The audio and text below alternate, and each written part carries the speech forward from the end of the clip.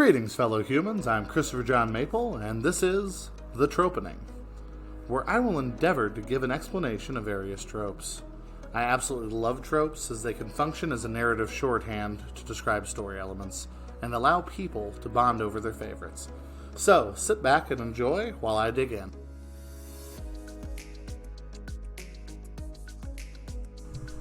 We're going to kick things off with Clipboard of Authority. This trope is in use when a character wants to go someplace they're not authorized to be, so they grab a clipboard and stroll in looking busy and important. Everyone assumes that they must belong there, and either wish not to disturb or attract the attention of the obviously occupied authority figure. A personal favorite of mine comes from the show Doctor Who, where the titular character will frequently use a piece of psychic paper to claim to be an important and unquestionable authority figure. This allows them unfettered access to places where other people simply would not be able to go.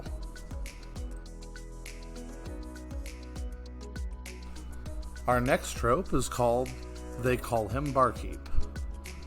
This trope is in use when a character is exclusively referred to by his job or title. They may have a real name, but it is never used or given. My favorite example of this would be the janitor from Scrubs. For 8 seasons, he was known as the janitor, to the point where he even refers to himself as the janitor when talking to himself. And our final trope for today will be Chekhov's gun. While initially introduced to discourage authors from adding unnecessary elements in their stories that they had no intention of using later, it has taken on a life of its own and is frequently associated with foreshadowing. Chekhov's gun is in use when an object that might seem important to the audience is introduced in a casual, nonchalant way early in the story and serves an important role later on. There are several excellent examples of Chekhov's gun in the film Back to the Future. Early on in the film, Marty was told that the town's clock tower had been struck by lightning in the past, and he's given some literature about it. While seemingly unimportant at the time, this information is integral in the third act.